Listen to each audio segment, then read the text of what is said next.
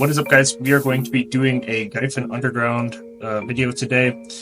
We are going to be looking at how to optimize it, what you're going to need to go there, and the rewards that you can get while going there. Mainly when we go here, we're going to be looking for a roundabout 27k trash, about average. If I pull up the Garmoth, pull up Gyfin Russia, here's what we'll be looking at. We are going to be looking for 27k trash average. We are going to be looking for generally Blackstone weapon stones, around about 140 of those, 69 excluding the quest. You get an extra 20 for the daily quest there. You're going to have 83 dust on average, 1.3 stones, doesn't really matter. Forest Furies, you get one of these every 2 runs. Elcars are pretty rare. Tungrads, you usually get one of each, either one of each per run. Forest Furies are really good, so if you're horse training, this is really nice. You get 3 ones of these as well as the Krogdalos, so just keep that in mind. You also do get a good amount of the general artifacts and stuff like that. For basically getting here to grind, you are going to be looking at a 300 AP and 380 DP, although I will say, kind of depends, especially if you want to mess around with your crystals and stuff. I come here and do perfectly fine. I can generally pull 29. I can pull about 27k average trash, and I only have 296 AP. I have 397 DP, so keep that in mind. When we are going into there, you are going to want to have all your stuff, obviously, all your buffs. When we are looking at our buffs, we're going to be generally using a Frenzy Drought for sure, because you're going to need that healing. The main thing is these mobs do hit decently hard, but they're never scary until Butcher comes up, and I'll kind of show you that as the video goes on. You're going to want to get all your church buffs, which I'll show you how to get here. You're going to want your villa buff. Obviously, you're going to need a valid villa or a old moon book so you can go into your tent and pull that out. So just keep that in mind. We are going to generally be looking at all of the... you really only need the bravery and the blessing. Just more defense, more AP, never bad. Now, just in case you're a striker, these are my add-ons, but generally speaking, you want to be getting the extra AP for monsters, minus the DP for, your enemy, stuff like that. Critical strike rate, all that kind of stuff. You really kind of want to be following something similar to this on your class, so that you can kind of basically get the most out of killing the mobs. This is the PvE setup I have. So just get your skill add-ons, look up your Discord guide, and then they'll tell you PvE add-ons and stuff like that, and you'll generally be pretty set that way. Now, if you're in Grana, one thing that we need to do is we need to grab our buffs or refresh them, right? So you're going to come to this girl named Marindora. She's a little Papua. So we're just going to go over there real quick. Again, she is right here. Grana's right here. So you're just going to come out to here. Marindora. And she is this little Papua right here. So you're going to chat with her. Boom.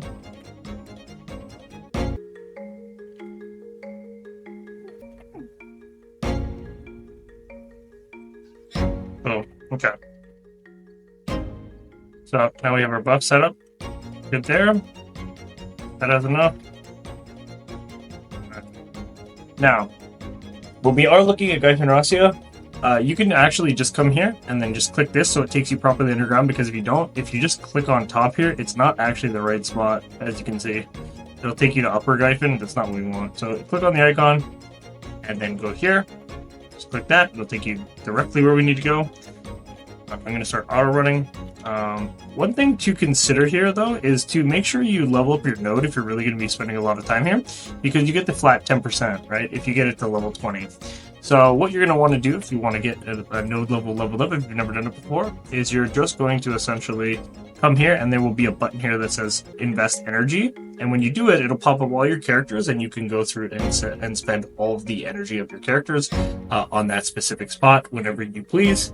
So it is one thing to consider that is very important. 10% flat rate, pretty damn nice, right? So yeah, either way, we're going to be making our way to Underground Gyfin. Again, just click that, it'll auto-path you. Not too far. Alright. Right here, you're actually going to run into a guy with 2 quests. Now, I already did these quests earlier, so in my earlier grind, I forgot to turn them in. So I'm just going to show you what you're going to get for turning them in right away. So you're going to accept the quest, go and kill each boss a set amount of times, and then once that's done, which it will be done if you grind an hour, sure, no matter how slow you are, it's pretty easy, you will generally get all of these rewards. So either way, You just need to kill the bosses multiple times, and you also need to kill 600 total mobs. Boom. You're going to get those peridot leaves. You're also going to get the Caphras. Pretty damn solid, honestly. Pretty nice. So we are going to set up our tent right here. Generally, you're going to set your tent up right here. Boom.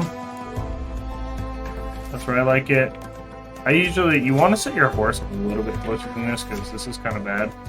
So we're going to be putting it like right here. Now, I don't know if any of you have the crocodile armor. You can use your buffs right now to set up the buff timer. We're going to put that buff on. We're going to make sure we put on our actual loot scroll, double loot scroll.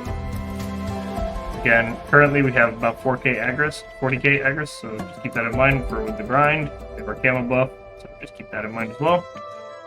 Tent buff, and we're going to go to Villa, get our Villa. Boom. And we're going to turn on our potions. Everything is set now. It is currently 8 minutes in. We are going to start our hour now. So, either way, this is how it goes. You're going to basically start off with no buff. So this is kind of one of the most annoying parts of the grind that we're going to have here today. You're generally just going to go kill this guy. You just got to be a little bit careful right off the bat. It's not too difficult or anything like that, so you definitely want to be careful. Make sure you're hitting hard. They don't hit too bad.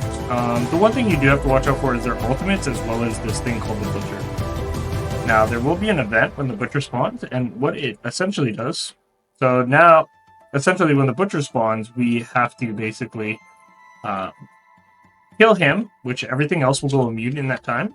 And then from that point, everything will spawn and attack you. Well, they'll be there, but they'll actually go aggro every one of them. So all the bosses will come at you, and they generally will be faster to hit their ults than usual. So you have to be very, very careful that you're paying attention and that you're kind of doing your rotation well, because they will kill you. Now, you can do a couple of things by creating distance between different ones, and they will kind of sometimes track back to their origination spot. So you can kind of cheese it that way if you're worried about getting one shot. But if you do stand in all of their attacks at the exact same time, you will die. Like, I'm a striker with 7k health almost, and it legitimately will one-shot you if you get hit by a multiple of their ultimates or anything, so just be very careful there. One thing that I do want to describe here is, as you can see on my buff bar down there, there is a purple icon. It is that purple square. And down there, what that means for us is that that's the mob we're going to kill. So colors correspond. So when you get the red circle, you're going to be going for the big guy, the big hammer guy. When you get the purple square, you are going to be going for the wizard or the mage. And when you are getting the blue triangle, you are going to be going for the knights. So, generally speaking, you're always going to want to get as many back attacks as you can. It makes a big difference on your damage and your trash per hour. Also, if you can track to the mob before, checking all of them, it's good to just take a look around and jump straight to it versus what I just did, which is kind of like run it aimlessly and then have to backtrack. Just waste time. It's not that big of a deal, but it does actually make a big impact on the end of the grind. So just make that note and try to get better at it as you go. Eventually, you build an intuition towards like where it is, and you'll kind of have an idea like that. Boom. Set it up and go. All right. And we are going to basically we're going to time lapse till the butcher spawns. When the butcher spawns, I will show you the mechanic there. And that way we can kind of describe it so that it's not so confusing for you when it starts out.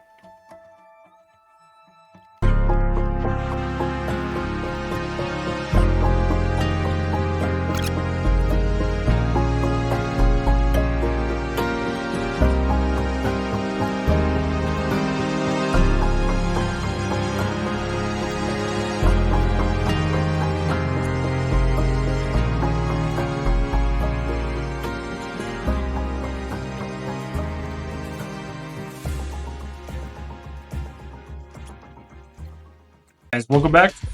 This is actually the butcher, so you're going to want to pop your debuff if you can, and you're going to want to make sure you kill him fast. So he has a couple things to worry about. He does a slash that will knock you over. Every attack that he does hits pretty decent, so make sure you're always trying to hit him in the back. He has I think a pretty high resist to the frontal attacks, so make sure you're careful about that. He also does a dash attack that fucks up. Okay, so here's where it gets really dangerous. We need to basically, so you see how I got some distance there? you need to be keeping an eye on the bosses, and you need to kill them fast. Now, you do have a buff to actually kill them faster, so it's not as bad as it sounds. But if you actually sat in all of those things to get damage, you would die. Now you notice that we actually have a star as an icon now. And what that star means is that we have a buff to killing all of the mobs.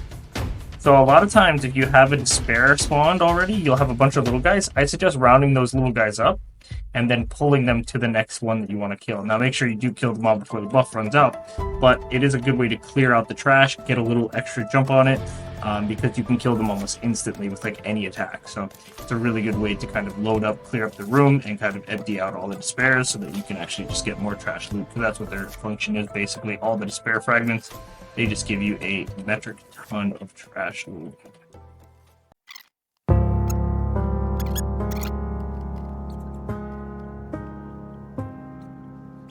Alright guys, that right there is going to be the hour.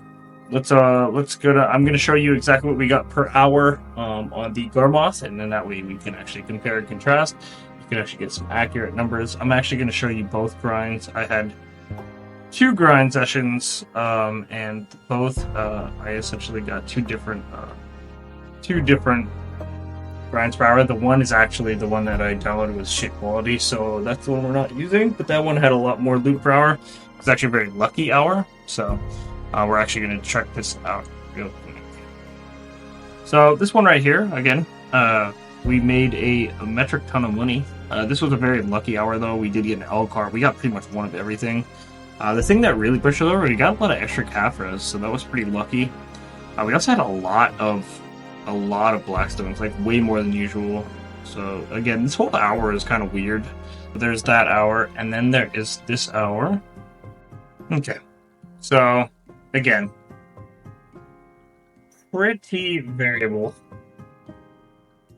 but on average, you're gonna make somewhere between, you know, like 1 bill-ish would probably be a good estimate for any given day. We made 1 bill. Basically, we made 886 bill or something like that. So that wasn't too bad. But yeah, again, you want to come here, run about, you know, 295, 397 DP, that kind of stuff. But yeah, pretty good money overall. Not bad at all. Probably one of my favorite grind spots because it's pretty chill. Again, there's a little bit of mechanics. There is some danger, as you've seen earlier, but only when mistakes happen. So as long as you get the get your colors right and you don't just zone out, you should be fine. This is more than safe. This is more than doable, and it's probably one of the best mid to end game grind spots. If you're not grinding the Giga Chad spots. So the nice thing too is it's also, you can get your buffs and then just run over here right away. Pretty easy. You can always find a rotation usually, especially with guilds. You can swap those 3 servers. But yeah, all in all, this was a pretty bad hour. The other hour was a pretty crazy hour. So I mean, it does vary, but on average, usually I'm pretty true to the Garmoth tracker. What they say generally you will get. So usually it's pretty close to that.